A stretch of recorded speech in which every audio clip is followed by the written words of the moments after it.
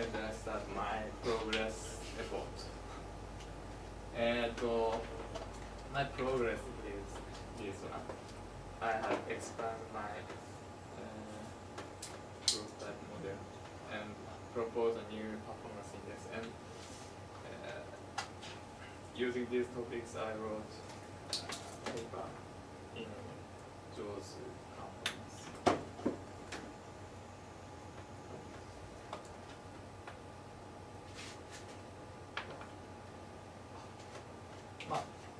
Like this, this is prototype model, and I built this model based on their data, and use this model, and I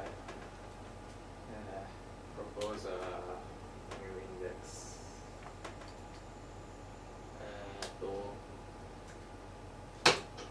In today's presentation, I explain my research briefly, and after that I explain the progress of this summer.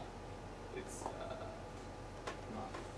a new performance index and the result of experiment. And lastly, I explain the future plan. So now I explain my research. My research vision is, management of construction work.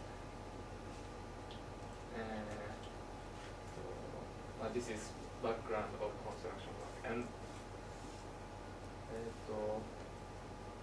this is process of construction, and the most complex process in this work is this process, because this interfinish work have various improvement patterns and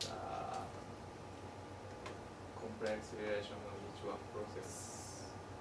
So there are various decision making of workers in interfinish work of automation construction according to this.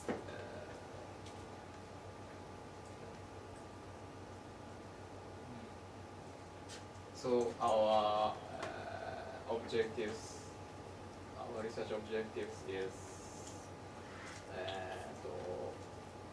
to make a good management skill, and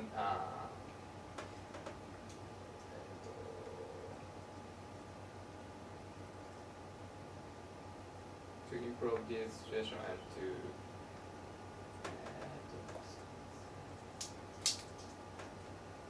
reduce this waste.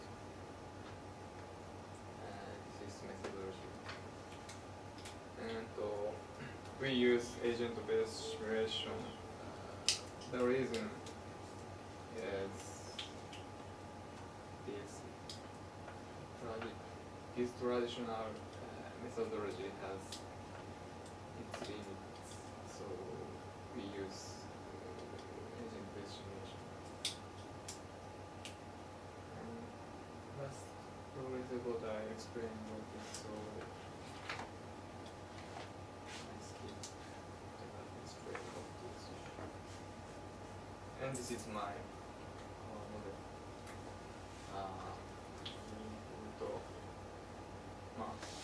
Each worker go to work, and they search rooms he can operate his work, and after his work they upload the progress table and repeat this cycle. This is summary of, and workspace is like this. And prototype model has about 20 processes, and this model, expanded model is 121 processes. So this summer I construct this, I built this model.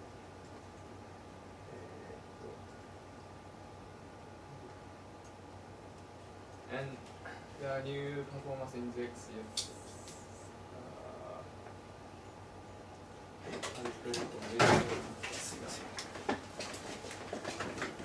there are two important indexes in construction projects. One is work duration, work period, and another one is cost. And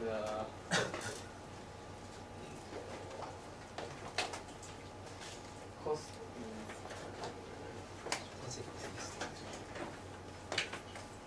in construction work, wage payment cost is most of cost. So we regard cost as a wage payment. And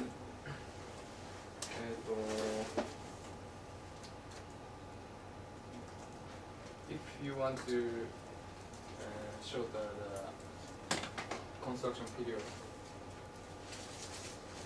you should add the number of worker. But if add the number of worker, the wage payment is rise. So there is a trade-off within the construction period and the wage payment like this. This is traditionally construction workers called that this to index have trade-off relation. But I think if general contractor manage each worker and done efficiency management, they could improve both the index of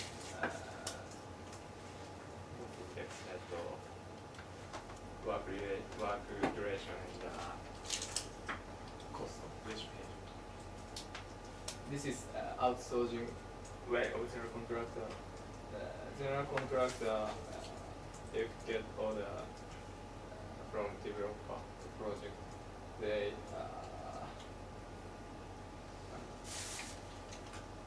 outsource the work to subcontractor like this.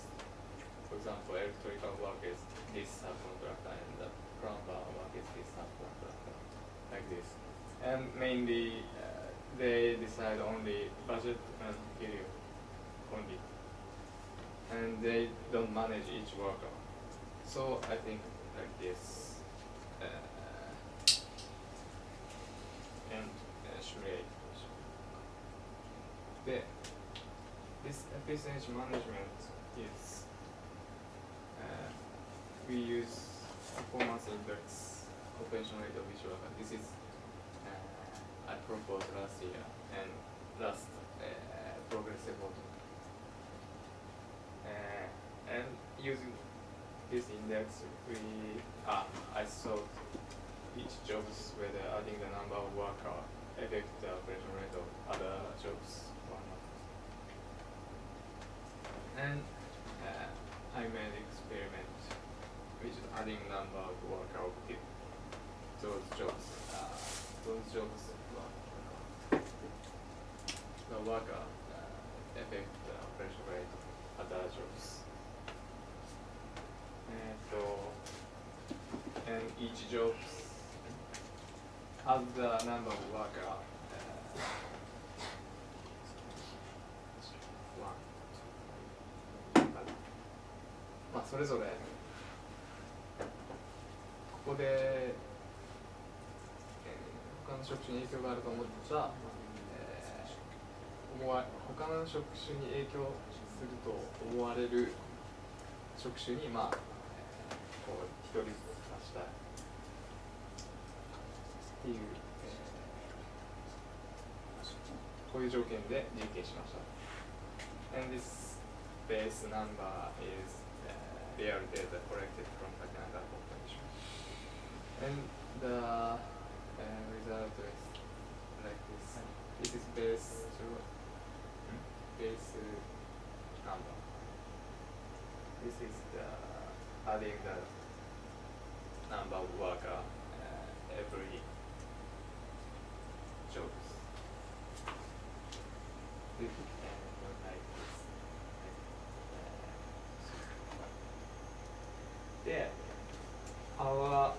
results show that by managing the project based on personal units, general contractor can make the Pareto optimal production plan to improve both indicator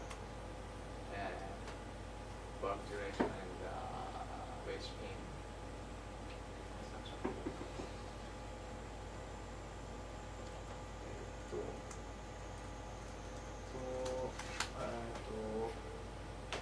Our results show that by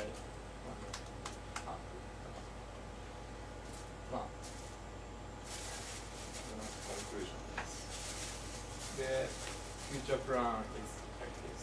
Our model is based on real data quality company model.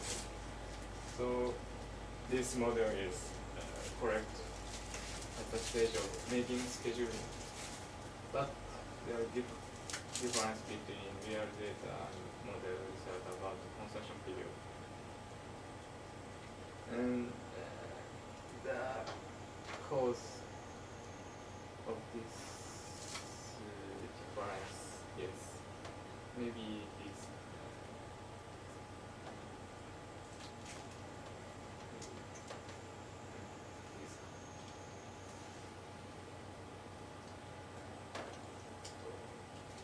for example, I should modify our model, for example, considering health, which worker or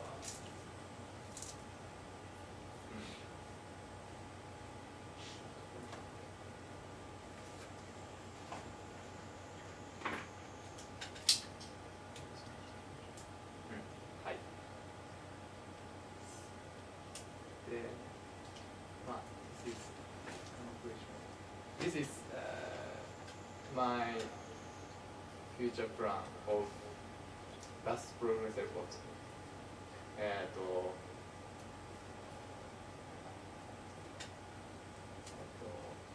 have built a prototype for the last progress report, and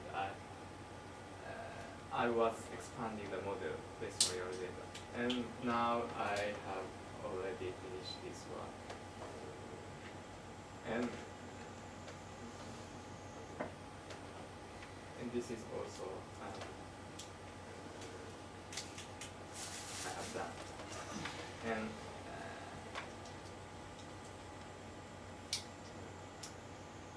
I wrote a paper to those companies.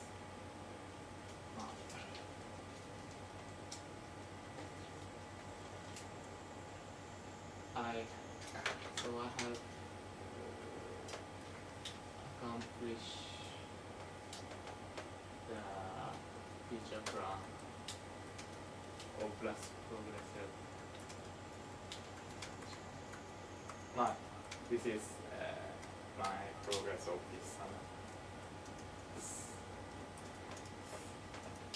Thank you. Thank you for your attention. Any comments or questions?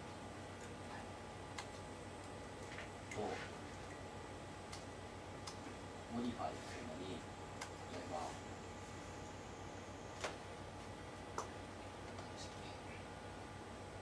ヘルプするっていうのは、本来ヘルプしないはずの人たち。そうです。ヘルプする、できるって知ってる人はヘルプしていいんですか？この複数の能力をイメージングスキルって生産計画段階では一応手伝いとかっていうのは存在しないっていうふうにされていて、一応しないっていう決まりでも実際作っちゃう段階になると、手伝いっていうのはおそらく起きているだろうっていうのがあって、でもこういうふうにあるようにゼネコンっていうのはそのもう工事入った段階では作業員一人一人が管理してるわけじゃないので、手伝いが起きているか起きていないかとかそういうのまで、管理できるわけではない。だから最初このこれっていくらでどんだけの期間でやってくださいっていうのをだけ決める、まあ、極端に言うと。なんで、まあ、ここのいくらでどんだけの期間でっていうのを決める段階では、まあ、手伝いとかはないと考えているんで、ゼネコンの管理としてはちょっと手伝いはないっていうふうに考えている。でも実際起きちゃってるから、シミュレーションしてみると、まあなんだろう、差が出てきてる。なのでその結果よりも早く終わる。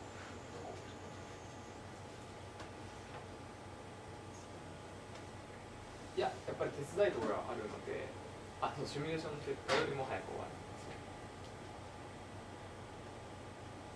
そういうところを考えるか、そうですね。それか、まあ、こっちは、ちょっとまだ、はい、そういうことです。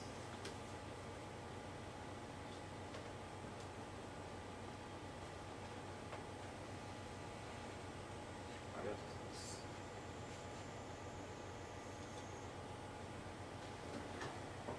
Any other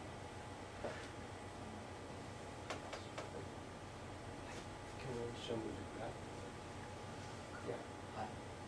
So, what do you think the optimized point?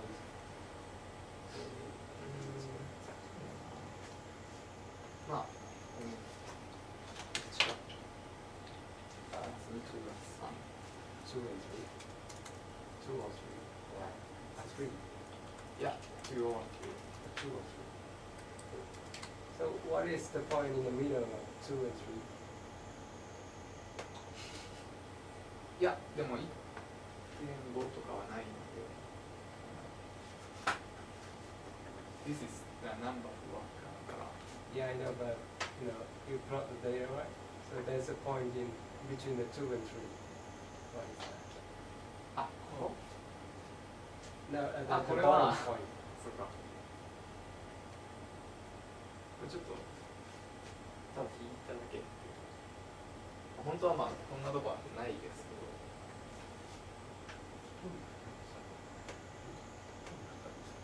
ずれてる。ああ、ずれてくるんだ。どれですか。はい。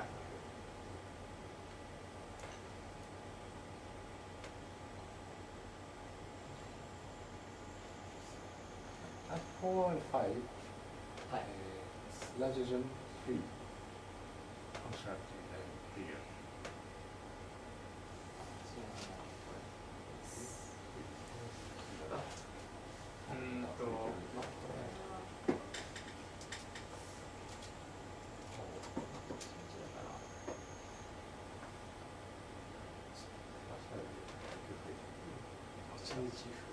まあまあほとんど変わらないんですけど、一応その帰れる作業員が帰れるっていうのは、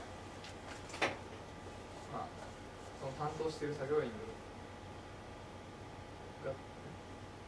が担当する作業が全部の部屋で終わらないと帰れないっていう決まりとかがあるので、そういうのでなんだ少しずれてなって、まあ1日の違いなんですけど、まあ、数時間違うだけでその日1日拘束されるとかがあるので、まあ、そういう、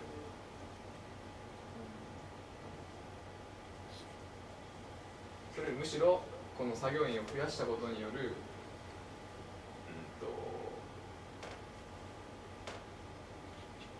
作業員増やすとその手待ちとかが減るので、工期が短くなる。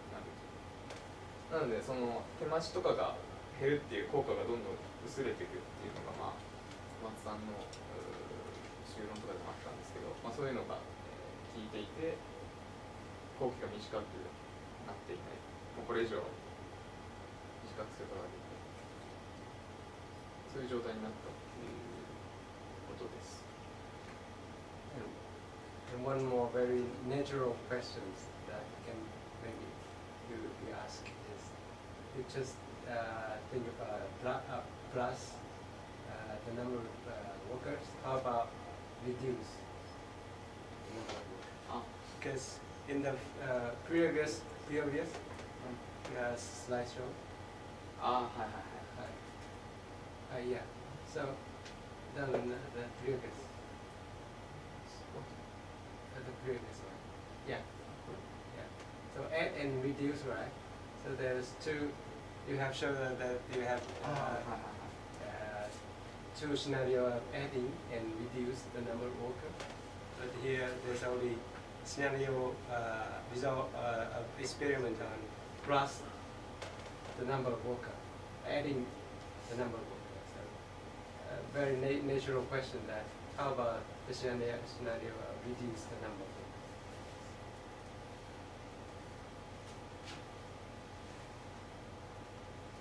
If there is some logic that we already think about adding the number of workers, then you should explain that.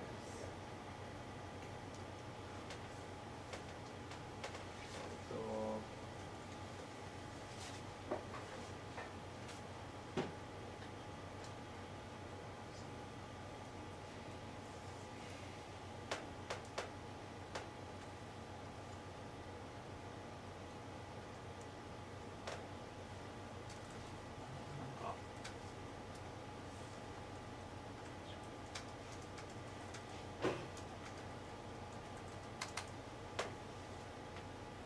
実は、このベースの人数で最初から1人とかそういう職種もあるのでちょっと減らして実験すると実験できないっていうのがあったので、まあ僕ちょっとこれはちょっとおかしい。ただそこに出さない方がいいかもしれない。そう思います。実際ではもう減らせないでしょと。はい。そういう実際の問題。そうですね。そうです。すみません。だったらそういうの説明する。これはちょっとだからありがとうございます。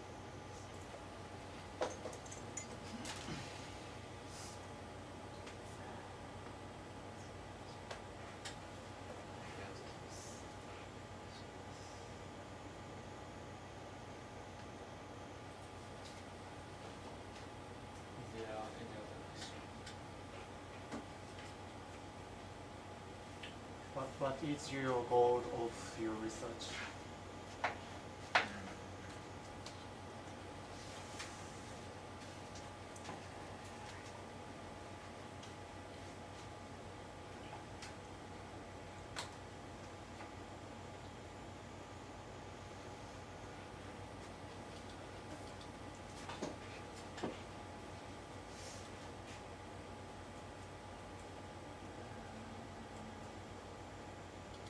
I think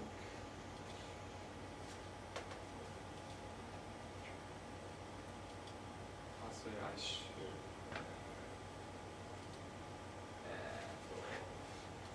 do this process. 修論で何を書くの？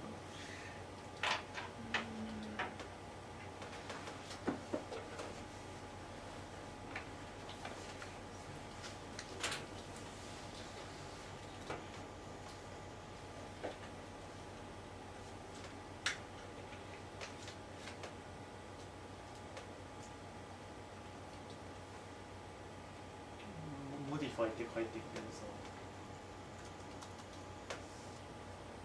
これはまあ修論っていうよりはとりあえず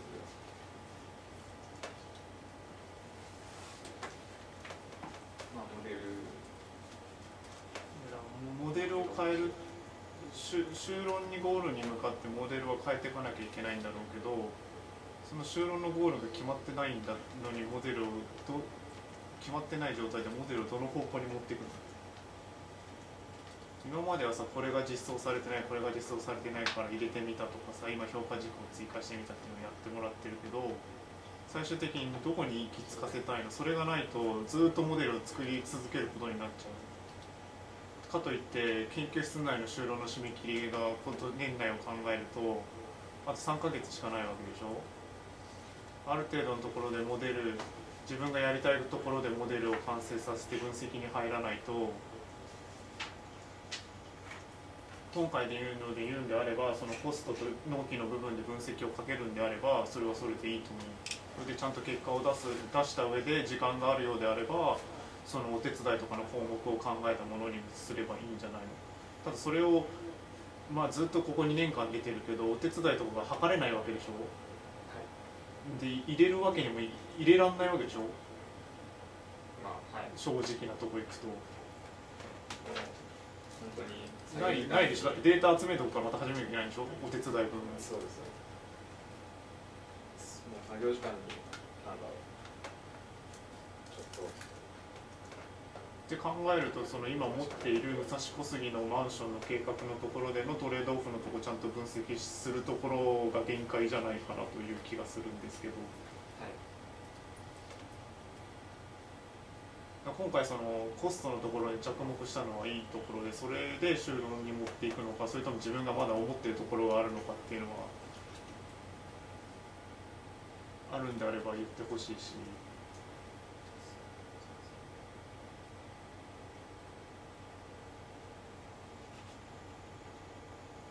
で単純にそのこれの話でもその誰をどう増やすかっていうところでまた分析変わってくるでしょ。はい、それを何回も実験するだけで結構かかるよね。かかります。今はもう本当になんだろ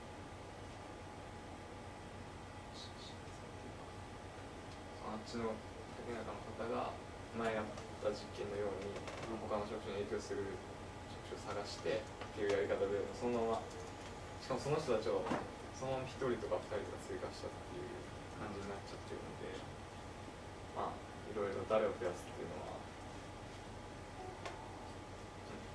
はい、そこをちょっとその中間発表までに入れ込まないと、用紙のところもそうだけど自分が修論で何を明らかにしたいのかっていうところをちゃんとしないと、でそれで課題としてそのヘルプとかはまだ残ってるのはそれはそれでしょうがないと思うけどね。はい、So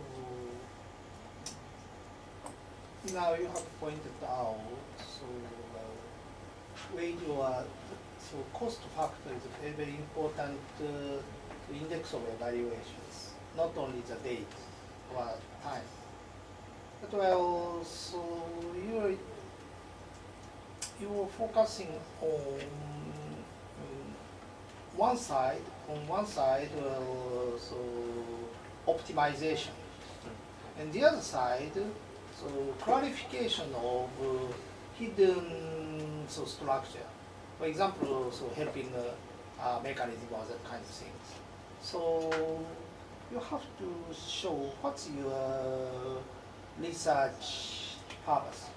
You'd like to show so some optimization mechanism in that kind of domain, or so clarification of construction process by using simulation, or both. So in your approach, of course, you are a bit confusing. So once you are talking about the optimization, but and you have introduced so another index like a wage cost. That's interesting. But anyway, so in this type of construction mechanism, there is no so not clarified invisible process they exist. So that is also important factor. So to compare the simulated results to realistic data, maybe you can clarify that kind of invisible or not clarified process that is not recognized in realistic. So it not recognized even for constructors himself. So that is an important contribution, I think. So you have to clarify your research plan, and in that plan you should clarify that kind of so purpose or framework of your research. Okay.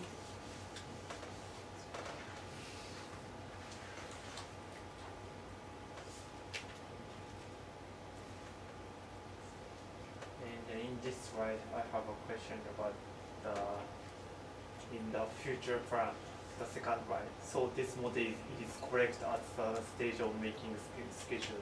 How did you validate that your model is correct?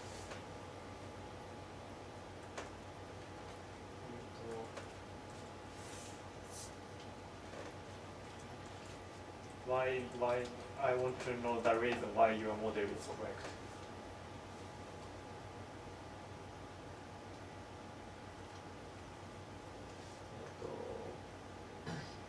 Because you use a real data. So only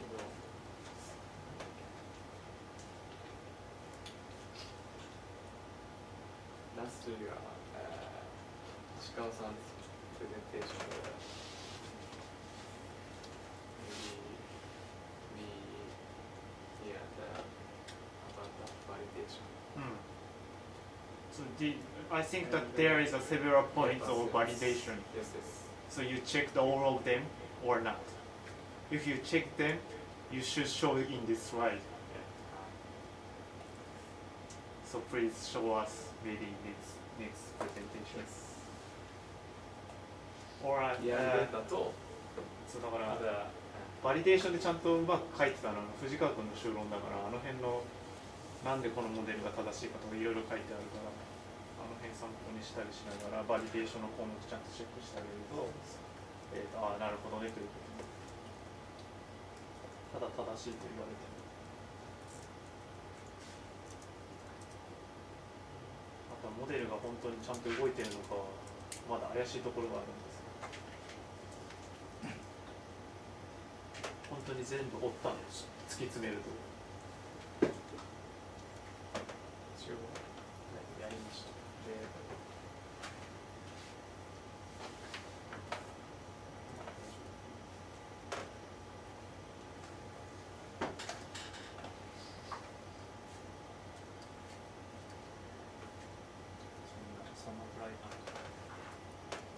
一応追ったつもりというか追いました。追ったって何を追ったの？結果と結果は別にどうでもいいんじゃないのこれは。あれです。スケジュールっていうかその工程管理表通りにちゃんと動いてたかどうか各部屋のところ。はい。それでちゃんと部屋に、まあ、完了作業リストみたいなのがあるので、それ見て、それがなんか順番がおかしかったりとかのはなかったの？どうやってそれチェックしたの？それまあ相当あるんですけど、100部屋とかで全部見れなくて、とりあえず少ない部屋でそれ全部チェックして、で先行関係と先行構造関係で並べたエクセルとかそういうの作ってちゃんと見ていって、あと部屋増やした時はまあ全部は見てないんですけど、ランダムにいくつか見て、そうだからその辺の部分をさプログレスレポートとかでやっといてくれると、ちょっとでも触れてくれると M1 とかがさモデル作った時のバリデーション取る時にこういうことしなきゃいけないんじゃないのかなって参考になるから。鳥貝君の場合は、まあ、ちょっとリアルデータがあるからまたそのグエンさんとかとアプローチがちょっと変わってくるんだけど、そういうチェックが必要になってくるわけじゃないっていうところをちょっと出してくれると嬉しいかなと。まあ、修論とかでは聞かれたら出せばいい資料になるんだろうけど、不思議に思うんですよ。今八木作が工程表見てるけどさ、それがどうやってモデルの中にできてどうやってチェックしたんだろうって絶対思うはずだから。本当頑張るっていう感じなんですけど、バーッと出てきちゃうので、だからそれをちゃんとノウハウでさこう言ってあげると、ちょっとでも触れてあげると他の人たちがあそっかそういうことしなきゃいけないんだ、そうするとなんかさマナハみたいな、なんかちょっとソフト作った方が早いんじゃないかとかさ、それじゃあちょっと太田君ちょっと Java 組もうよとかさ、共有すべきところをちょっと小出しにするようなことを考えると嬉しいかな。ありがとうございます。Any other question? What criticize him currently? これはちょっと準パレードというか、まあ本来この工事の期間とその作業員に払う賃金はトレードオフと言われているんですが、実はなんだろう、どっちもまあ減らせるのがあると。でもこの2人ずつ増やしたのと3人ずつ増やしたのだと、まあ、どっちっていうのは言えないっていうか、それが確か準どっちもまあこれ以上改善できないっていうところにあるやつが準パレートだけっていうだけが記号であったと思うんですが、普通のパレートじゃなくて準の気がする。もう気を尊敬したことでした。なんかじゃあ探してもどこにもないからないなと。それ定義どうしてそれ重要だよね。今ぼーっとしてた。俺も決めた。あそこどっちがうまいんだろうなと思う。パレートだったらまあ、どっちがっていうのはなくて、どっちもこれ以上良くならないのが確か。それはパレートですね。パレートで準って何を弱めてるのかな。ちょっと大変なミスして。純最適でパレート最適だって言いたかったりしちょっとファーストクラス上でまとめのところでちゃんと上げて報告してください。はい。すみません、ちょっと今出ないようだったら。パレートでは。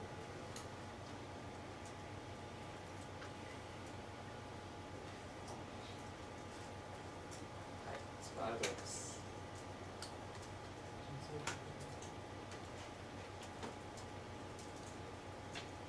評価軸そのものもウェイジとそのまあデイの関係でどっちの評価どういう合成評価軸とるのかとかそういう問題もあるはずなので、ある評価軸の下での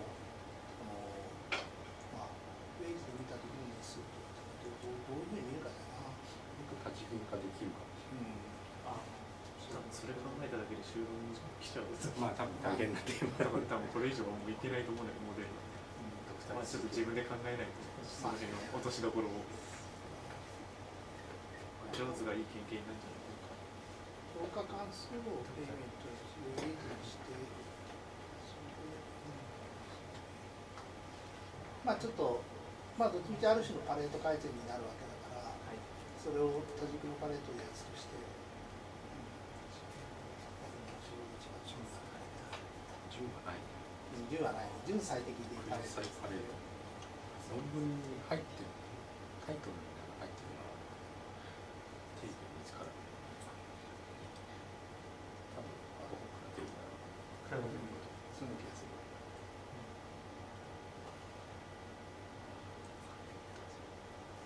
はい、ありがとうございます。じゃあ他で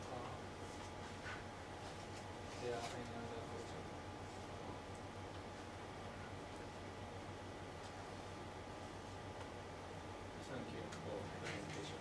Thank you for the presentation. いつなんですか。もうね、プレゼンターいい。してた方がいい。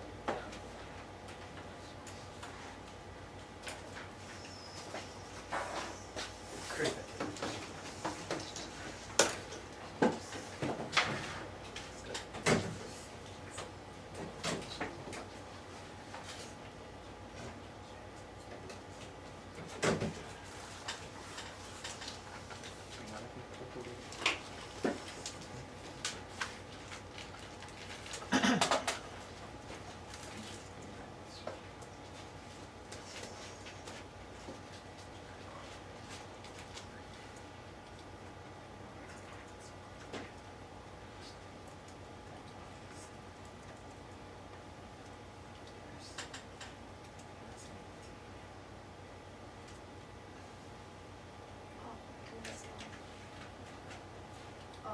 Good afternoon, everyone.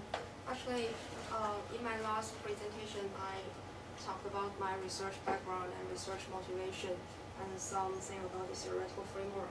So in this research progress presentation, I will first reframe my research question and then introduce the case I want to investigate into, and then say something. Just speak a little bit more slowly. and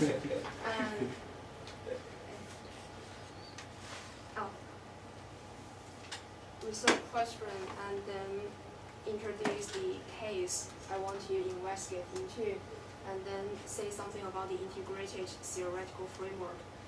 Because I haven't constructed my own model, so I will review the most famous model in the literature and see whether I can apply it or not. And then I will say something about my future work.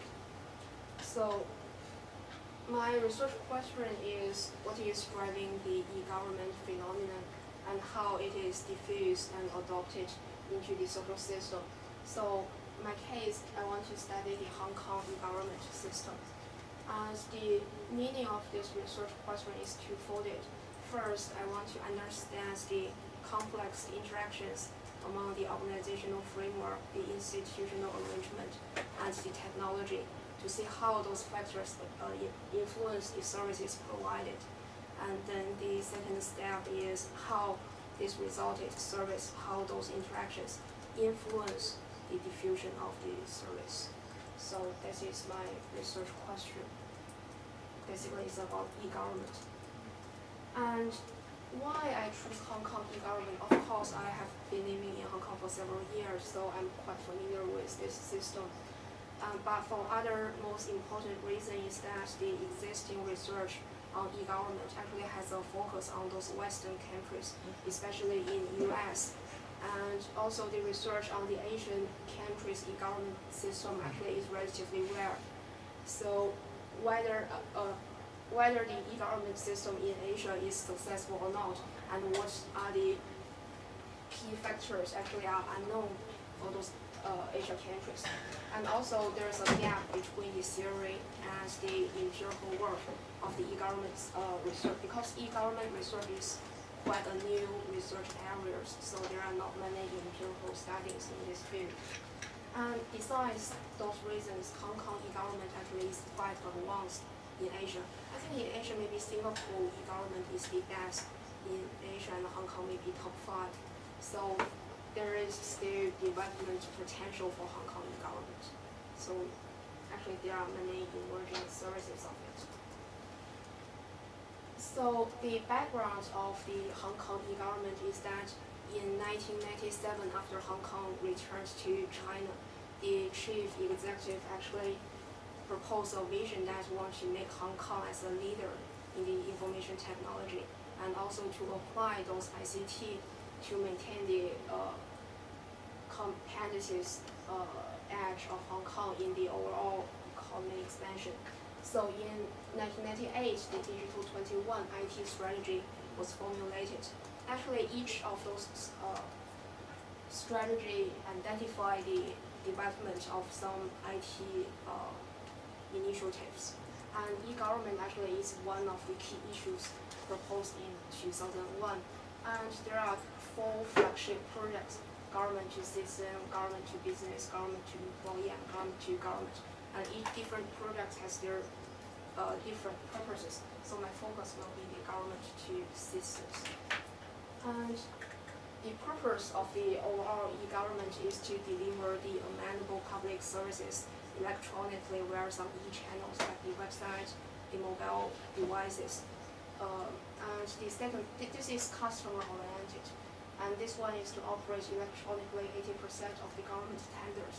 That is small business and government aspect. And also to accelerate the interdepartmental collaboration on joining up government. Because nowadays for the government websites, different departments will have their different websites, but the collaboration between the departments will be very important. Nowadays, actually, the government is trying to achieve this one. And also the most important is to promote the citizen-centered, efficient, and effective public services. So the key features now actually is Government Hong Kong. I can show you the website of this one.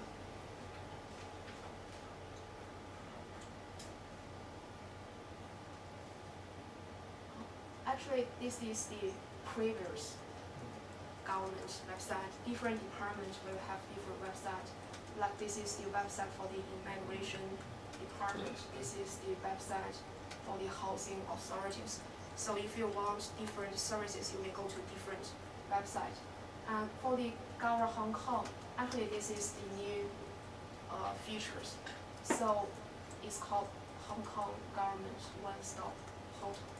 So under this website, under this portal, you can see there are many services from different departments are listed here. So you do not need to browse different departments. You can just choose the services you want here, like immigration services. But because it's relatively new, so the content here is actually a little bit less than the content here, but actually they are transporting the services to this one. So this is the new one. You can see here is some public information on top online services. And here is, you can have a Chinese, English version and some other Malaysia language version. So this is the one of the key features of Hong Kong government. Actually, it's part of the G2C project launched in 2008. And actually, before this one, because it is new in 2008, between 2001 and 2007, there is another portal called ESD, Electronic Service Delivery. Actually, it is operated by private sectors. The government signed some contract with the private sector, but in 2007, the contract was terminated. So the services moved to the government management. And also actually this e-government is citizen center one-stop portal. That means you can access the information through one portal only. So that's the overall background of the e-government. And this one-stop portal, the purpose is of course to improve the quality in the delivery of the public services and improve the accessibility and widen the range of service. Because nowadays, like me, I'm outside Hong Kong, but I can still access those public services. I can change my address through the website, so I don't need to go back to Hong Kong. And if I want to apply some traveling document, I don't need to go back. I can through the website do it. So it's very convenient. And it also reduces the cost of service provision in long term because people do not need to go to the counter, so it saves some human powers. And nowadays, actually, there are more than 130 public services provided. Like you can change your personal particulars, change your address, and book the public services like those leisure quote, and also submit applications and track the progress of the application. And actually, for the Hong Kong e-government, there are several parties involved. The most important one is this one, the OGCIO Office of the Government Chief Information Officer. Actually, it's one of the most important focal points. And this office will design all the policies and the strategies involved in the e-government development. And also, it will provide service and full support to the e-government system.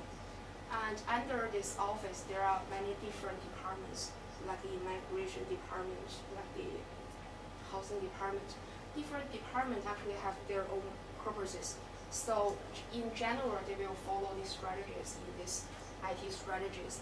But for the details, for the content, for the policy, and for the strategies down to each department, they will implement the initiatives with respect to their own foreigners. So like the content under the immigration department website, the content will be designed by the immigration department. So different departments will provide different services to different citizens.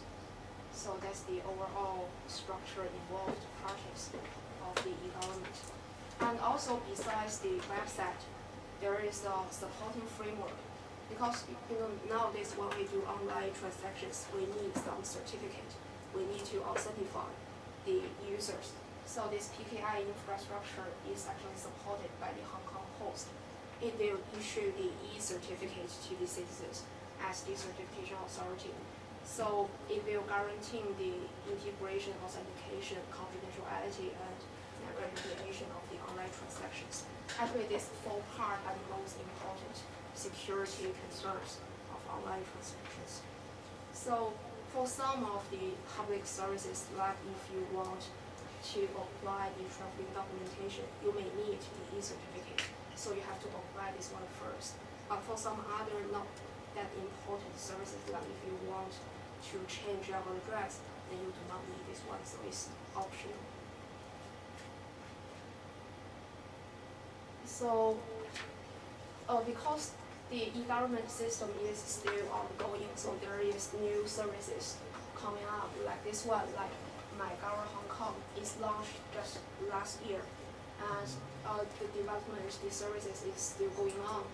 And basically the purpose of this one is the integrated service delivery, also provide some personalized public services. So like this one.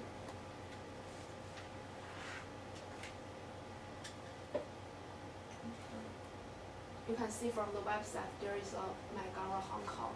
Actually, this one is relatively new. So you can register with your own ID.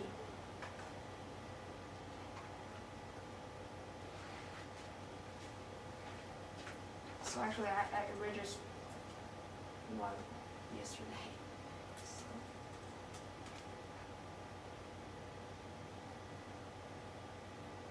Because it's relatively new, so not many services provided in this portal, but the purpose is the personalized service.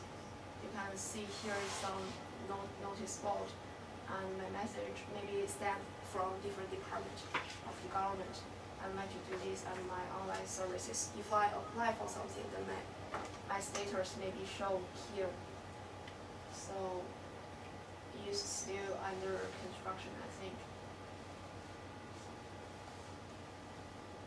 And the current feature is you can set your personal interface to the messengers from different services and conduct self-help service.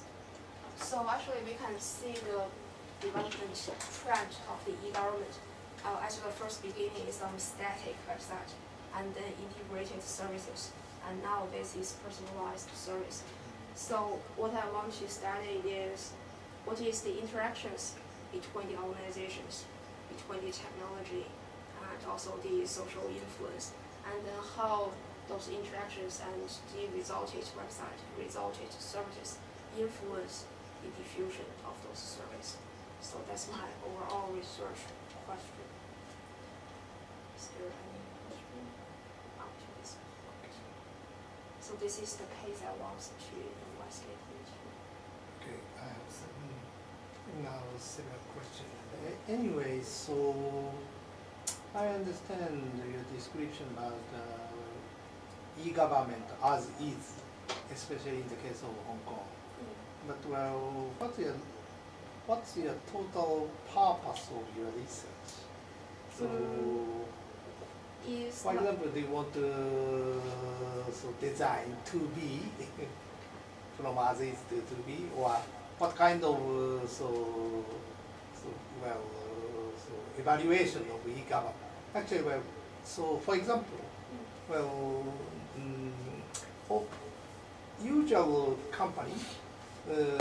So we can easily evaluate what kind of information system is good or better than worse one.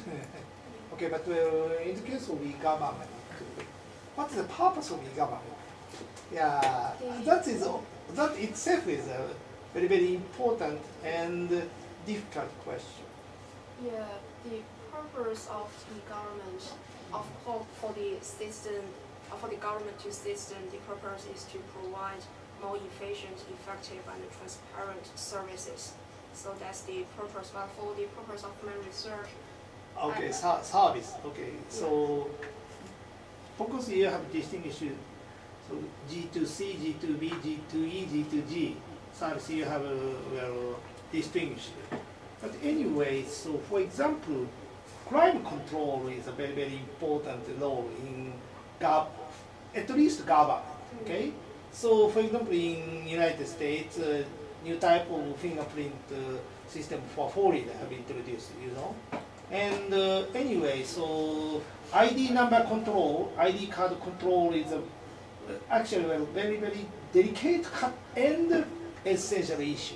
So if actually, well, so in Japan, we don't have unified, so identified ID number for our so people in Japan. Okay, but some countries they have their own ID number and control, and that number, for what purpose that number is used, that is a very, very important and political issue. Okay. So government services include that kind of controlling domestic so agents that include well domestic residents. So that means not only foreigner but so the person who was born that domain, and also company. For example, tax control is very, very important. But in these days, for example, Japan, so tax mechanism is not done on electronic so mechanism, because well, so total ID number was so electronic version of tax payment is a very, very difficult for some political reason, because all income are captured by some electronic controlled way. So many people want to escape from government service, e-government service. Okay? So actually the concept of e-government includes that kind of political aspect. Some agents want to escape from e-government service. Okay. That is essential. And also, so of course, as you have pointed out, researching of e-government in Asian domain is actually in this stage not so popular, of course. But anyway, it depends on so political style or political situation in each country. For example, in the case of Indonesia, so actually e-government concept is now developing because there are so many districts, 512 districts there exist, local districts. So they need so the concept of smart government. Actually, so they introduced the smart government concept from the United States. So that might be necessary for so partly controlling and partly maybe so coordinating local districts. And so anyways, so there are so many so visible and invisible purpose in e-government system. So actually, that kind of framework is very, very important for e-government research, especially in your country. So that the problem is that bit political. So your research scheme is very, very interesting, but so at least you should not become naive approach. You at least understand that kind of so political or more delicate situation, and that you can so select your own standpoint. Anyway, in this stage you have described well so, e-government concept like well private sector's service concept.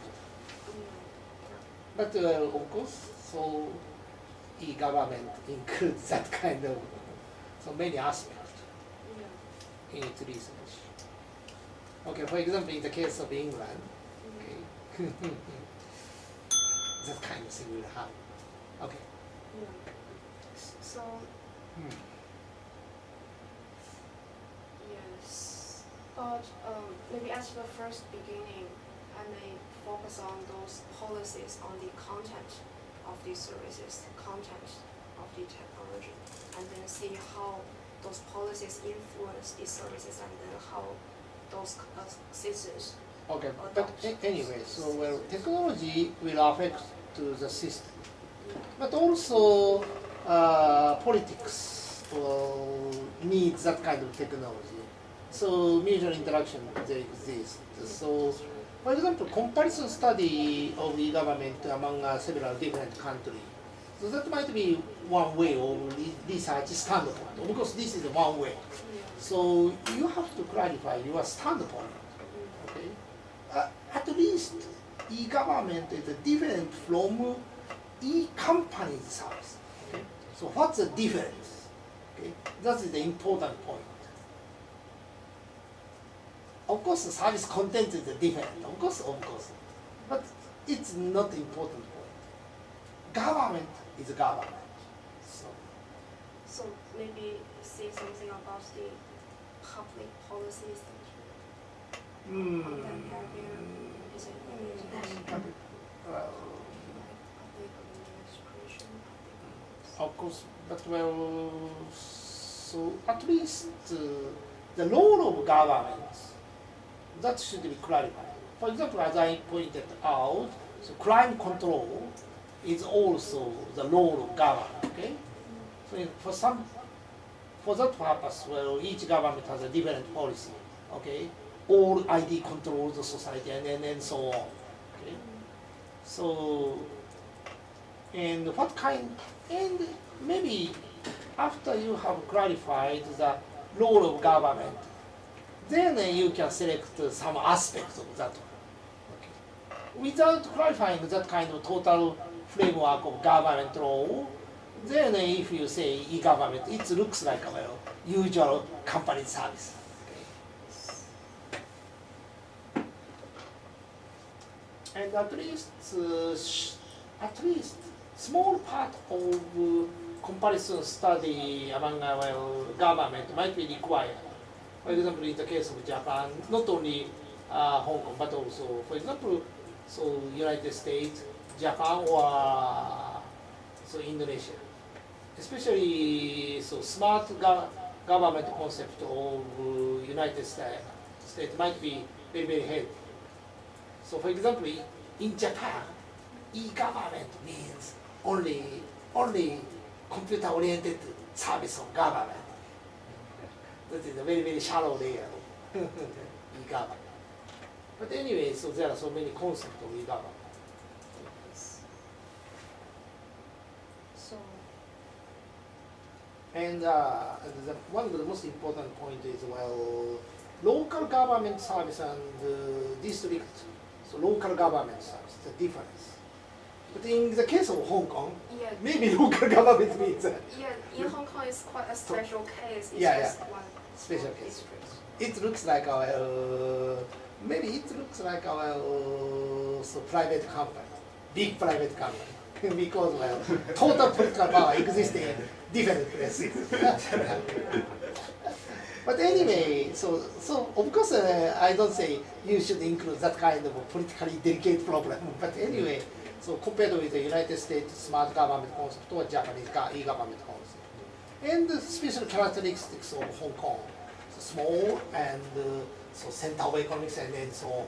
So in that kind of so okay.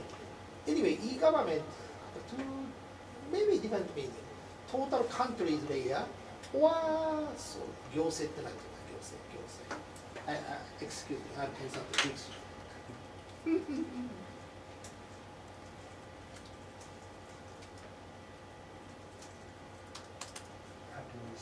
Administrative, yeah. Administrative aspect. So well, local administrative aspect might be very, very so important, especially in Hong Kong e-government, not the total political power. Actually, anyways, so okay, that's my comment. Okay. Oh, that's my overall case description. And next, actually, I want to say something about the theoretical framework, how I can study this one. So actually, I introduced this one in last presentation, but I want to reframe it. So the theoretical framework I want to use is institutional theory, especially the enacted technology framework. So under this theoretical framework, the focus is on the interactions of the organizational structures, the institutions, and also the objective information technology. So here, the objective technology is What's objective technology? objective technology is like the hardware, software, the network, like those. Like this computer is the objective. Like the network here is the objective one, and then actually it's shaped by the organizational forms and the institutional arrangements to become some enacted technology. So here, this enacted technology is like the perception, the use, and the implementation of the technology. So in the organizational level, it might be the usage of the technology. Okay, So, that framework is a typical type of technological management research domain, or MOT domain, or that kind of it's kind of information system in the organization. Yeah. So of course not the information technology, but anyway, so technology and society. Yes. So there are so many research accumulation, and so anyway, so you should refer that kind of technology, society and technology interaction domain also, and also you should refer to different framework. That means so system design concept, like Zachman scheme or that kind of information technology, so design framework.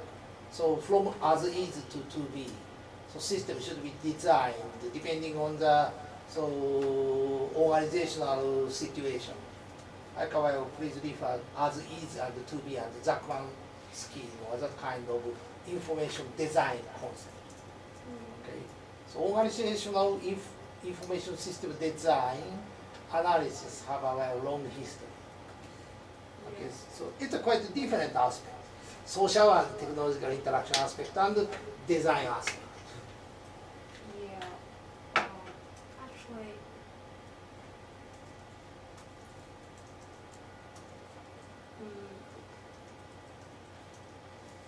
what I want to say here is that the service is different from What's this? service. Stories? Services. Services. Services, okay. Services is different from technology, and there are not many framework on the services development in literature. So I want to adopt some framework from the information system Okay. realm to here. Anyway, so service system science, that is now becoming very popular. Actually, last week I have attended Yeah. that lecture in Aalto University. Of course, my approach is a bit different one, right? Anyway, so you should refer concept of a service system science and service dominant or that kind of things. Of course, service include not only information service, but also different aspect of service. But anyway, so from service science point of view, it might be very, very helpful. Anyway, you have to construct your framework for analyzing that kind of approach. That's very, very important. Depending on that one, aspect of government or administrative organization is quite different. So actually, for this framework, similarly, the organizational forms and institutional arrangements are influenced by ICT as well. Yeah. So just one, okay, hold on, you have another, okay. Actually, I have How many slides you left? this is. Okay. Yeah. Maybe. Okay, so let's continue. So actually, this is the framework. Here is the objective information technology, and it can be viewed as the website. And here is the organizational forms. I think here can be viewed as the government structure, the independent structure. And here is the institutional arrangement, like the laws, regulations, and policies in the society. And actually, these two will influence the objective information technology to be some enacted technology. And then this enacted technology will give some outcome in terms of efficiency, effectiveness, and transparency. So because Okay, what arrow means? What's that arrow means? That means first objective information technology Affect. is influenced by this one. Great. And also the organizational forms actually are influenced by institutional arrangement and vice versa. And then actually these two, the organizational forms will influence the enacted technology, and on the other hand, the enacted technology will influence the organizational forms as well. So there's a recursive relationship. And then the enacted technology will give some outcome. And then this outcome in terms of efficiency, effectiveness will go back to influence this one. So it's a recursive relationship. Okay, but that's lie. Actually, the outcome will influence this one and influence this one. So I think you miss one arrow from outcomes to objective information. No, because the objective information technology here may be assumed as those hardware, software. So we treat this one as objective. It's not affected by those factors. Okay. There are Anyway, some other design that issues. kind of interactive process is rather kind of action research approach. That means actual agent in the organization Yeah. determine that kind of process. So maybe you should introduce more action research approach like our social system approach or that kind of methodology. I think you should refer. That is only a so there exists interaction. That means only. Yeah, I mean the next step is I want Okay. to use Yeah, ADM yeah. to study this one. And also, I'm sorry, but this is the maybe you.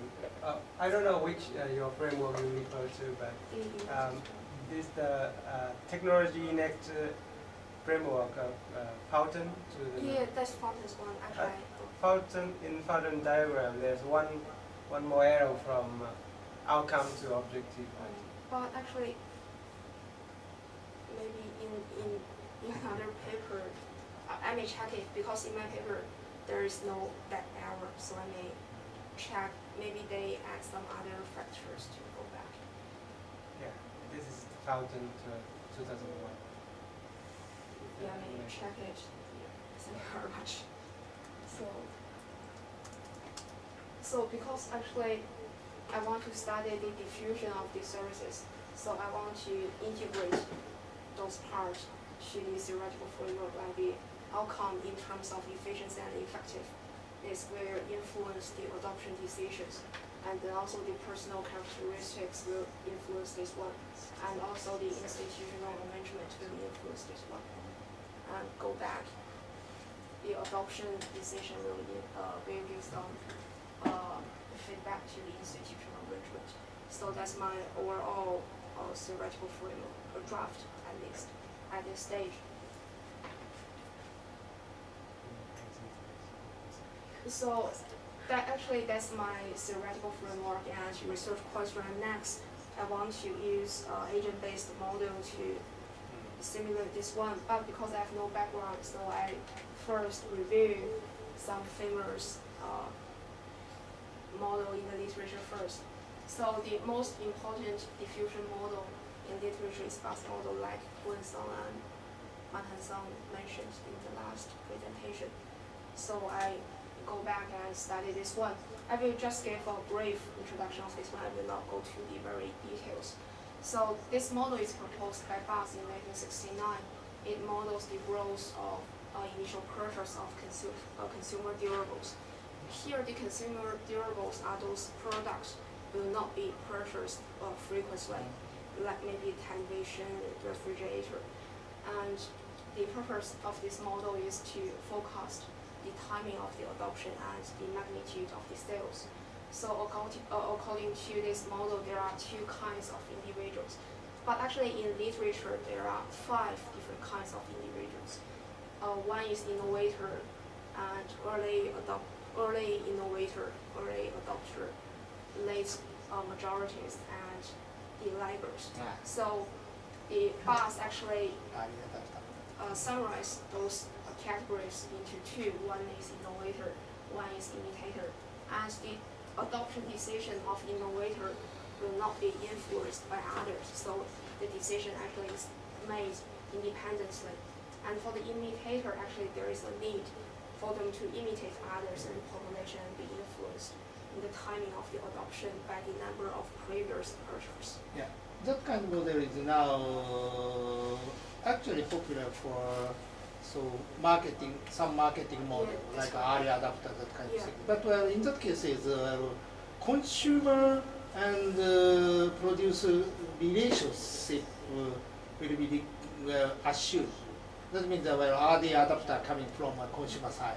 Yeah, that's So, but in the case of the government, yeah, and I know this.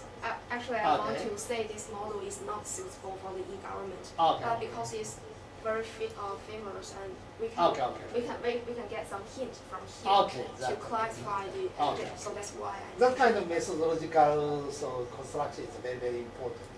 Actually, well, you should modify that one. Yeah. Like action by adding action researches framework or that kind of one. Yeah. Okay, So, that's good. That's very good. yeah, so I want to based on Okay. famous one. So I just gave a brief introduction of this one. So in this model, the probability that the initial purchase will be made at time t, actually the assumption is a linear function of the number of previous buyers. So that's the Too simple. yeah, but it's like it only consider the initial purchase. It will exclude the replacement purchase and only focus on the consumer durables. And the probability of this one is p plus q ft. So we can see it's a linear function. P is the coefficient of innovation, is how important is the innovators, and q is the coefficient of imitation, is the pressure on the imitators to imitate others, and ft will be the proportion of adopters at time t. So this one actually can be viewed as the previous buyers of the product. So the basic model is st equals to this one. St is the sales at time t. So the basic purpose is to predict this value. And M is the total number of purchasing during the design period. We can treat this M as the market size. We will estimate this parameter. And YT is the total number of purchasing in the previous time interval from 0 to t. So after estimating those parameters, this model actually implies some features like this one. If this is time t, this is sales. So at the first beginning, the sales will be increased exponentially to some peak, and then decrease exponentially. So that is the output of this model. And this model actually is very useful to do some long-term forecasting. So if you are interested in this model, you can go for the paper. There are a full description on the mathematical aspect. So because this model is very famous, there are many following up research papers based on the BUS model with extensions incorporating factors such as price and volatility. But the problem about this model is that it typically reflects only the first time purchase. It doesn't consider the replacement purchase. And only the purpose of this one is to forecast the probability of the adoption at a given point. So for the e-government, the service is a little bit different from the product. The service is an ongoing process. It's an adaptive system. So the content of these services, the policy of these services are actually is changing. So this model is not that fit into this situation. But we can still give some hint of this one, like how it classify the individuals, the innovators and the imitators. Because in the society we have innovators who may adopt the system, the service first, and we have imitators who may be influenced by others. So that's the point I want to get from the bus diffusion model. And the next one, actually many work actually just converts the bus model into agent-based model straightforwardly. So here I want to review another one. It's called consumer diffusion paradigm. This one is different from bus model. It's an explanatory model. It aims to capture the interactions among the technology and also the customers. So the assumption of this one is the perceived innovation characteristics, the personal influence, the external influence will affect the individual adoption decision, and the distribution of this individual adoption decision will result in the diffusion of the innovation into this social system. So that is this paradigm. And here is the diagram is personal trait, perceived characteristics, social influence will influence the adoption. And then this individual adoption decision will affect the diffusion process in the social system. And also the social system will affect this one. Here is the bi-directional relationship between the social system and social influence. So social influence is the influence from the peers from the social context. So actually there is one paper based on this paradigm do the agent-based modeling. So I may review the ABM briefly here.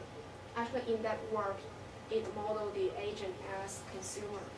Consumer is defined as the sensitivity to those features, price, promotion of the product, and also the social influence. And here actually I can treat this one as the individuals in bus diffusion model, because this social influence means the influence from the peers. So this customer actually can be viewed as an imitator or innovator, depends on this parameter. And also the product is one agent is defined in terms of the features, price, promotion, level, and brand density. And the simulation environment is one agent. So there are many system parameters. And also there is the adoption threshold. And the adoption decision will depend on the consumer's brand expectations and the brand's characteristics and the interaction between them. So it's like in this diagram, this is the consumer agent, this is the product agent. So every time they interact with each other, the system will calculate some index in terms of features, price, promotion, and social influence.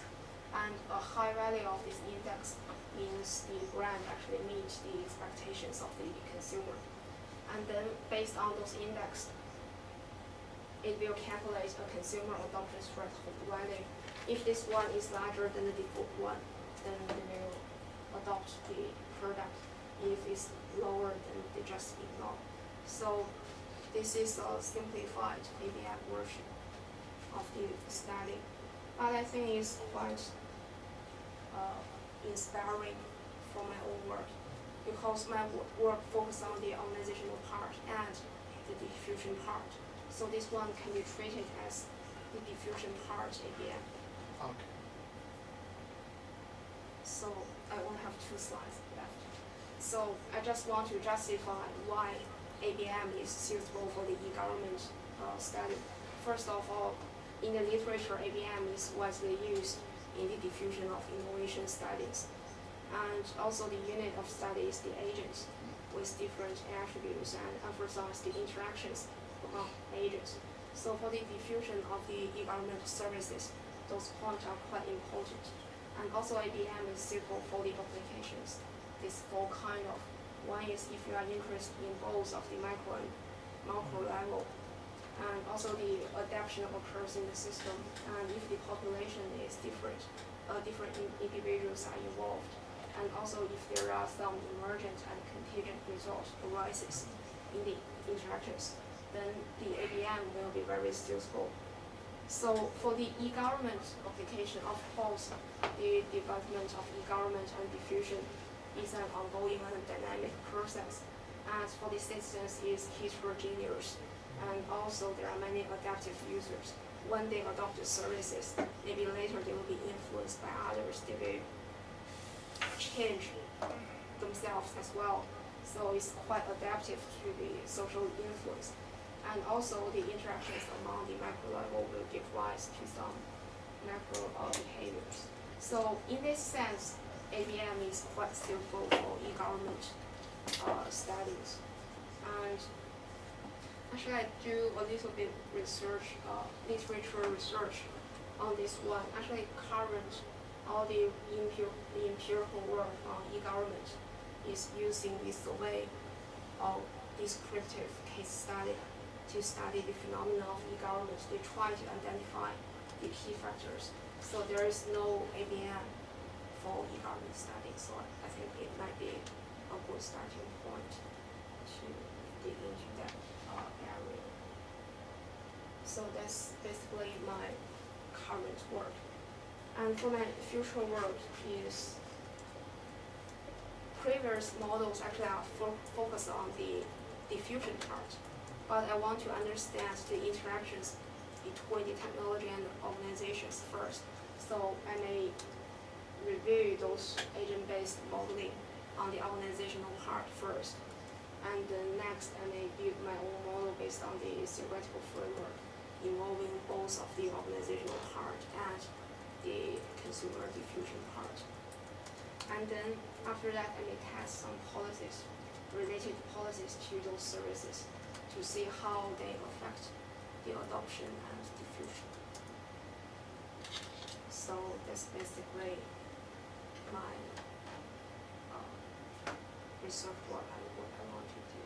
Okay, so totally well. Anyway, so that kind of agent-based activity that include a mimic process or this kind of diffusion process, agent-based modeling is essential, I think. But anyway, so there are different type of agent-based modeling about technological diffusion. So like Nelson Winter model or Doshi, and that kind of model is also rather classical, but typical type of technological diffusion model from economics or evolutionary economics point of view. Your model is rather similar to organizational or management side model. But anyway, so please look Nelson Winter also. And anyway, so in the case of e-government, now I suspect they exist so vivid mimic process or diffusion process inside so system design side. So actually I totally agree the importance of diffusion process itself. Anyway, so in our laboratory there exists some type of that kind of research. Like so Lee Hao, he is now associate professor of Kyoto Computer Gakuin, and he was a doctoral student at Kyoto University in my laboratory. His approach about technological diffusion is also about our computer industry, but that includes some mimic process and also investment process. That is also maybe helpful for your approach. And in my original works, social learning dynamics includes that kind of a mimic approach. That is described not only simulation but by pure mathematical model. But anyway, that is another type of a kind of mimic process, but not a diffusion. But anyway, mimic process is very, very similar to diffusion process. Anyway, so in this stage, he used to compare different type of mimic strategy or diffusion process model in different areas. And that is one that is one point. And another point is, so especially, so if you focus on e-government process, as I pointed out, so the characteristics of e-government you have to clarify. It's different from usual business organization and its technological diffusion, because not on market. Of course, actually market means a kind of human network. But anyway, network structure is quite different. So in government or e-government market, or at least e-government stakeholders network. So the process is different from the usual market network. You have to clarify the difference at least. Okay. Anyway, I understand your methodology and approach. Is it okay? Okay. We research question. Yeah, other people. Is there any questions? Because I want to confirm the starting point is valid, then I can go to next step. If there is some question about this initial step, then I can modify first. Then I do not need to bring the mistakes to the next step. Any questions or suggestions?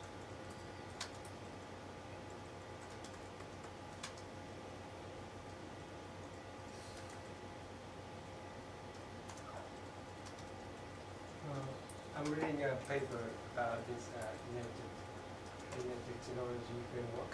Yes. And the paper, in this paper, they have proposed an addition to the technology enactment framework. That, for example, in here they have 4 group of actors, like the actor, citizen, business. It's in one group.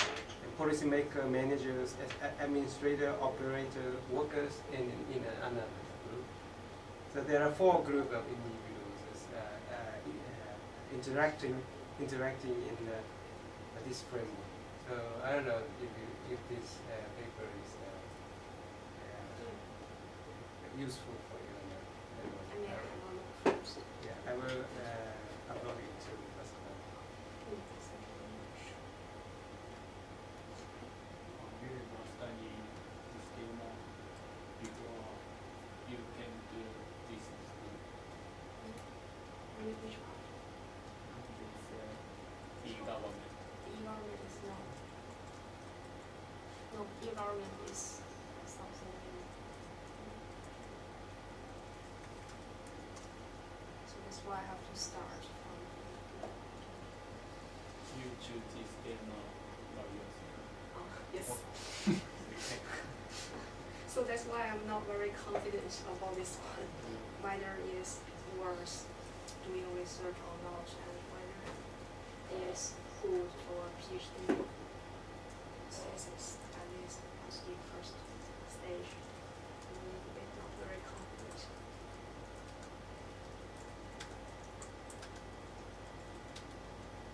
Any other questions?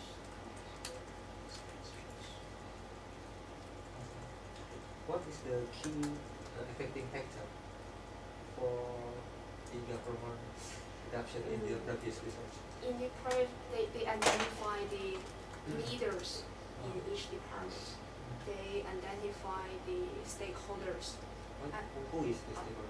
Stakeholders, they like the officer in different departments as the commissioner of the department, and also some business part, because some e-governments they lack private sectors to operate the services, so the private sector is the stakeholders and also the systems. But basically they use survey they give many assumptions like whether strong leadership will Okay. make successful of e-government and whether strong collaboration will make it successful. So they use survey to do this work. So the leader is the first key thing manifesto. The leader. The leadership, Leaders. yeah, leadership. It's just in one paper, and for some other papers they try to study the whole process of the service and policy. But the result is based on data, statistic data. Yes, for the survey paper is based on the statistic data. They do interview and survey. But for another descriptive case study, they just use those descriptive, they just use those subjective description to analyze the interview data. So it's actually the papers on the Asia Qualitative government. approach. Qualitative approach. Yeah, because it's just on the initial stage, so not many papers on this one. They use some other traditional method. So that's why I think maybe ABM is a new way to study. Quantitative. Okay, thank you very much. Yes, question. Just comments. Maybe you have not meet Mr. Wang, but he have the same interest of research. You can find an agent-based modeling of innovation diffusion. He reviewed a paper in his personal board. In the first class. Oh, yeah. Yeah, he reviewed some agent-based model. Yeah. So, And anyway, I have not read this paper, but one small review paper. But anyway, he had the same interest. Maybe the domain is different. He have interest in service in market. Mobile phones. Anyway. That may be a little bit different. Actually, I found one paper on the ABM of e-government, but I think that paper is too bad that that the agent good. I think there is not so many good agent-based modeling paper. So maybe you should change the keyword, like a mathematical model or. Yeah, I think there are many good papers using the mathematical approach, but the agent-based approach is famous after 1990, so not so famous, I think. then I may change the searching key. And may I ask, is there any famous ABM conference or journals? Just I want to use that you have to present your research topics, and maybe this is advice for your doctoral degree scheduling. Next year in September there is a conference, World Congress in Taiwan, and the paper deadline is May 1st to 12. So maybe you can spend next 3 or 4 months to survey your domain. Then maybe you can start constructing a toy model, the first prototype with Professor Deguchi. Then maybe you can post it to the World Congress of Social Simulation. That's maybe a good conference. So. Code for paper details. Maybe ask Google WCSS2 or 12. There is a call for paper. Something like that. And another comments. Sorry that I made too much comments. Anyway, maybe because in one of the part of your theoretical framework that a lot of citizens they have characteristics and they choose adoption or not, right? Yes. Yeah. So the internal model, the behavior model of the citizen, you can search for the keyword theory of planned behavior model. Well,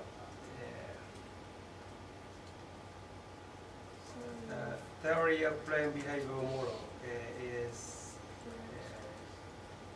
very much.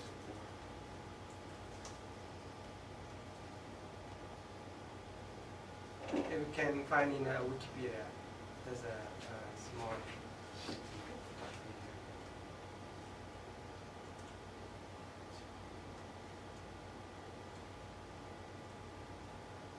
And Is so plan is plan, plan, plum, PLA plum. And the yeah. Google search.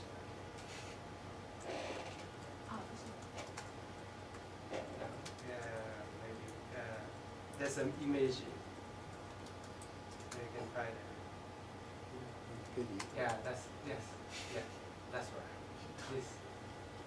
Well, behavior attitude, subjective norm, and perceived behavior control. Then intention, behavior. Behavior in maybe here's for example, adoption or not adoption. So this the adoption or not depends on the intention of the citizen to use the system or not, and maybe that's the. But is it a little bit psychology area? Yeah, but you need several type of citizens, right? Yeah. And they have internal model, and they have decision making. So you have to produce to make some kind of decision making for the citizen, right? So some kind of this theory. Yeah, there is some kind of behavior model of individual's decision. It's like the technology acceptance model is like trying to. Actually, there is a paper of a famous scientist, Arjen. He is famous in agent-based modeling, and he studied the diffusion of smart meter of electricity in United Kingdom. Use agent-based modeling, and he used the theory of planned behavior.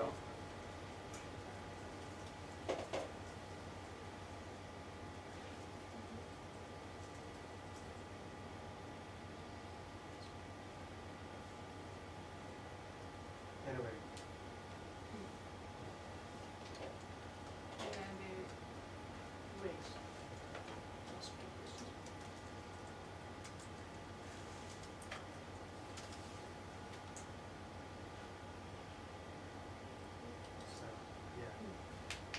He used agent-based modeling to study the diffusion of smart meter of electricity in Britain. It's quite new, 2005. Maybe related to your smart meter.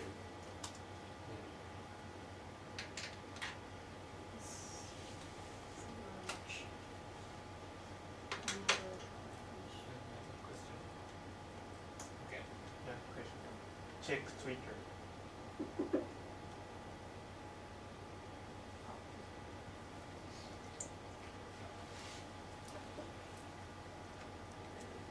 Okay. Thank you very much.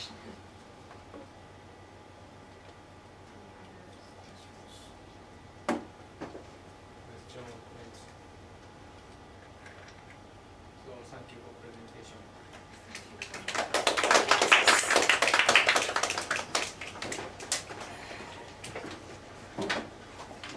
Give us a break.